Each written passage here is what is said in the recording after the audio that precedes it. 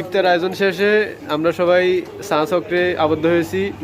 এখানে আছেন আমাদের কিছু ভাই ব্রাদার্স, এই যে দেখেন, আর এই যে আমার চাটা, ঠিক আছে নি, উনি হলেন নাজমুল ভাই, জনাব হাবিব, জনাব ইউসুফ সাহেব, উনি অন্তর সাহেব, উনি শাওন পাটোয়ারি, উনি হলো আমাদের ভাই মোহাম্মদ হুজুর বাহাদ, আমাদের মাহমুদ ভাই আছে, আমাদের মাহমুদ আর হাবিব আছে, আমাদের শাওন ভুঁইয়া আছে, তারপরে এখানে আমাদের বিশিষ্ট